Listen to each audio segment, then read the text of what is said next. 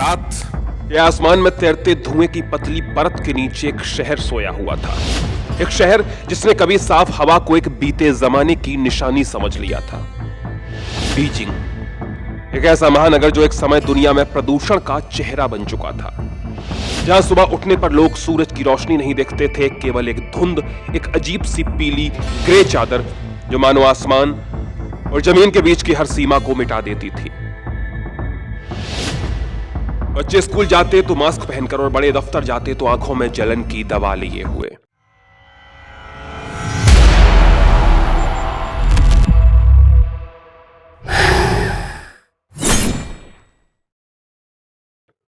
ये 2010 का बीजिंग था, एक ऐसा शहर जिसे दुनिया एयरपोकैलिप्स कैपिटल कहने लगी थी। बीजिंग के लोग थक चुके थे, सरकार पर दबाव बढ़ रहा था। दुनिया भर के वैज्ञानिक कह रहे थे कि अगर बीजिंग ने 10 साल के अंदर ड्रास्टिक बदलाव नहीं किए तो यह शहर रहने लायक नहीं बचेगा। उस समय PM 2.5 की रीडिंग लगातार 400 से ऊपर रहती थी, वो कई बार 900 तक पहुंच जाती थी, जबकि WHO कहता है कि 25 से ऊपर भी स्वास्थ्य के लिए खतरनाक है। यहां PM का मतलब शायद समझ में ना आया हो, तो साफ कर दूं कि PM का मतलब होता है पर्टिकुलेट मैटर। हिंदी में कहते हैं कणकीय पदार्थ, जो हवा में मौजूद ठोस कणों और तरल बूंदों का मिश्रण होता है। ये हवा में निलंबित छोटे कण होते हैं जो वायु प्रदूषण का एक प्रमुख कारण है, और इनके व्यास के आधार पर वर्गीकृत किया जाता है, जैसे कि PM10 यानी 10 माइक्रोन या उससे छोटे, और PM 2.5 का मतलब 2.5 माइक्रोन या उससे छोटे। PM10 का मतलब हुआ 10 माइक्रोमीटर व्यास या उससे कम के कण जो सांस के जरिए फेफड़ों में जा सकते हैं, और PM 2.5 मतलब 2.5 माइक्रोमीटर व्यास या उससे कम के कण ये PM10 का ही एक हिस्सा होते हैं। इनका आकार मानव बाल से लगभग 30 गुना छोटा होता है, जिससे ये और भी खतरनाक होते हैं। ये वो दौर था जब घरों में एयर प्यूरिफायर लगाना पानी के फिल्टर जितना सामान्य हो गया था। लेकिन फिर 2013 चीन के इतिहास में एक बड़ा मोड़ आया। सरकार ने घोषणा की ब्लू स्काई वॉर की, एक ऐसी जंग जिसमें दुश्मन कोई देश नहीं, कोई सेना नहीं, बल्कि हवा में तैरता जहर था। और इस जंग को चीन ने युद्ध स्तर पर लड़ना शुरू किया। चीन ने जिस तरह से योजना बनाई वो दुनिया के किसी भी लोकतांत्रिक देश में आसान नहीं होती। उन्होंने सबसे पहले स्रोतों की पहचान की, कोयला आधारित thermal power plants, heavy industries, steel plants, construction dust, वाहनों की संख्या, truck movement, seasonal crop burning, इन सब का पूरा डेटा इकट्ठा किया गया। और फिर शुरू हुआ कड़ाई का एक ऐतिहासिक दौर। सबसे पहले कोयला पर हमला किया गया।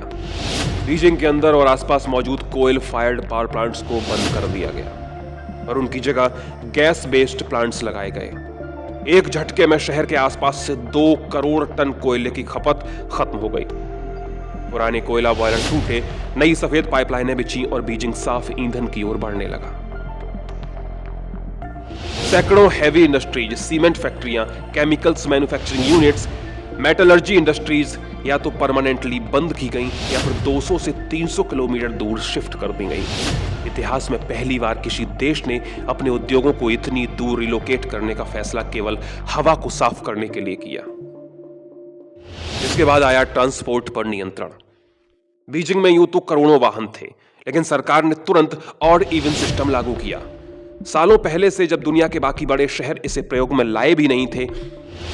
इसके साथ ही पुराने 20 लाख गाड़ियों को हाई एमिशन व्हीकल्स घोषित करके सड़कों से हटा दिया गया।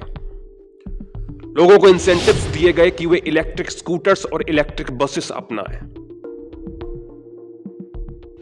एक समय बीजिंग की बसें लगातार धुआं उगलती थीं, लेकिन 2015 आते आते शहर की 60% बसें इलेक्ट्रिक या हाइब्रिड हो चुकी थीं। ये दुनिया में शायद सबसे तेज ट्रांसफॉर्मेशन था। फिर आई कंस्ट्रक्शन डस्ट कंट्रोल की नीति। बीजिंग के हर निर्माण स्थल में मिस्ट स्प्रिंकलर्स लगाए गए, जो लगातार पानी की धुंध फेंकते रहते ताकि धूल हवा में ना उठे। ट्रकों के टायर गंदगी लेकर सड़क पर ना आए, इसके लिए हर साइट पर ऑटोमेटिक टायर वॉश सिस्टम लगाए गए। शहर भर में हजारों मोबाइल एयर क्वालिटी सेंसर्स लगाए गए। रियल टाइम डेटा सार्वजनिक किया गया ताकि कोई भी उद्योग या वाहन चोरी से प्रदूषण न फैला सके। लेकिन सबसे बड़ा कदम था रीजनल कोऑर्डिनेशन। बीजिंग ने अकेले लड़ाई नहीं लड़ी, आसपास के 28 शहरों को इस मिशन में शामिल किया गया। हेवेई, तायंजिन, शैनडोंग, शांग्जी सबको एक ही नियम पर चलना था, क्योंकि हवा सीमाओं को नहीं पहचानती। भारत में यही कमी आज भी बरकरार है। दिल्ली एक स्टेट है, उत्तर प्रदेश और हरियाणा अलग अलग पॉलिसीज अपनाते हैं और हवा बीच में फंस जाती है। जनवरी 2013 में जब पूरी दुनिया ने बीजिंग को गैस चैम्बर कहा था, PM 2.5 का औसत था 89 माइक्रोग्राम्स। अगले 5 सालों में वही प्रदूषण स्तर 35% तक कम हो गया। इतिहास में इतना बड़ा ड्रॉप कभी किसी मेगा सिटी में नहीं देखा गया। लेकिन यह सफर इतना आसान नहीं था। लाखों लोग अपनी नौकरियों से प्रभावित हुए। इंडस्ट्रीज बंद होने से परिवारों की कमाई खत्म हुई। लोग गुस्सा भी थे और परेशान भी। लेकिन सरकार ने एक और अहम काम किया, कॉम्पनसेशन प्रोग्राम, नई स्किल ट्रेनिंग, अल्टरनेटिव जॉब्स और इंडस्ट्रीज रिलोकेशन के साथ रिहेबिलिटेशन। और इसके साथ ही दूसरी ओर बीजिंग ने ग्रीनरी पर जोर दिया। बड़े हाईवे के किनारों से लेकर शहर के बीचों बीच 1.6 लाख एकड़ में पेड़ लगाए गए। ग्रीन बेल्ट्स बनाए गए जो पोल्यूशन को एब्जॉर्ब करने में मदद करते थे। लेक्स और वेटलैंड्स को रिस्टोर किया गया ताकि सिटी माइक्रोक्लाइमेट स्थिर रह सके। बीजिंग का फेमस ग्रीन वॉल इसी समय बना, एक तरह का नेचुरल फिल्टर जो पूरे क्षेत्र को एक इकोलॉजिकल बफर देता है। धीरे धीरे लोग महसूस करने लगे कि वास्तविक परिवर्तन हो रहा है। 2018 आते आते बीजिंग में कई दिनों तक नीला आसमान दिखने लगा। वो नीला आसमान जो पिछले 20 से 25 सालों में शायद ही किसी ने देखा था। लोग तस्वीरें खींचकर सोशल मीडिया पर डालते थे और लिखते थे, फाइनली वी कैन ब्रीथ। लेकिन ये कहानी यहीं खत्म नहीं होती। असली सवाल है कि क्या भारत बीजिंग जैसा कर सकता है? भारत के सामने चुनौतियां बिल्कुल अलग हैं, राजनीतिक, सामाजिक और आर्थिक, और इन तीनों में सबसे बड़ी चुनौती है राजनीतिक। दिल्ली में 40% प्रदूषण मौसम बदलने के पीछे क्रॉप वार्निंग की वजह से आता है। किसान मजबूरी में पराली जलाते हैं क्योंकि उनके पास अल्टरनेटिव मौजूद नहीं है या महंगा है। सरकार को चीन जैसी सेंट्रलाइज्ड पावर नहीं है, इसलिए कोई भी फैसला तुरंत इंप्लीमेंट नहीं होता। अदालतें आदेश जारी करती हैं, सरकारें समितियां बनाती हैं, लेकिन ग्राउंड पर इंफ्रा की कमी और पॉलिटिकल विल का संघर्ष जारी रहता है। भारत में 30,000 से ज्यादा इंडस्ट्रीज ऐसे क्षेत्रों में है जहां पॉल्यूशन मॉनिटरिंग कमजोर है, कंस्ट्रक्शन डस्ट रेगुलेशन ढीला है, ट्रक मूवमेंट रात में होता है और चेकिंग मुश्किल से होती है। लेकिन इसका मतलब यह नहीं है कि समाधान नामुमकिन है। भारत अगर चाहे तो बीजिंग मॉडल को भारतीय परिस्थितियों के मुताबिक एडॉप्ट कर सकता है। इसके लिए जरूरी है एक मजबूत रीजनल पॉलिसी जिसमें दिल्ली, यूपी, हरियाणा, पंजाब और राजस्थान एक यूनिफाइड क्लीन एयर फ्रेमवर्क अपनाए। क्रॉप वार्निंग के विकल्प जैसे bio CNG plants, stock collection machines और क्रॉप रेसिड्यू मैनेजमेंट को बड़े स्तर पर लागू किया जाए। इंडस्ट्रीज को सिर्फ फाइन्स न मिले बल्कि रियल टाइम एमिशन मॉनिटरिंग से इंस्टेंट शटडाउन की शक्ति हो। पब्लिक ट्रांसपोर्ट को ड्रामेटिकली एक्सपेंड किया जाए। ई बसेस, ई स्कूटर्स और साइकिलिंग कॉरिडोर्स बनाए जाएं। कंस्ट्रक्शन नॉर्म्स को बीजिंग जैसी ऑटोमेटिक मॉनिटरिंग मिले। और सबसे अहम, जिस तरह बीजिंग ने कोल प्लांट्स को क्लीन एनर्जी से बदला, उसी प्रकार भारत को भी फॉसिल फ्यूल्स पर निर्भरता कम करनी होगी। हवा की लड़ाई सिर्फ नीतियों से नहीं जीती जाती बल्कि माइंडसेट से भी। चीन ने इसे नेशनल इमरजेंसी माना और जब तक यह समस्या हल नहीं हुई पूरा तंत्र उसी दिशा में लगा रहा। भारत में यह लड़ाई अक्सर राजनीतिक मुद्दा बन जाती है। राज्य एक दूसरे को दोष देते हैं, लोग भी समस्या को समझते हैं, पर आदतों में बदलाव की जरूरत है। व्हीकल पूलिंग, वेस्ट बर्निंग रोकना, लोकल ग्रीनरी बढ़ाना।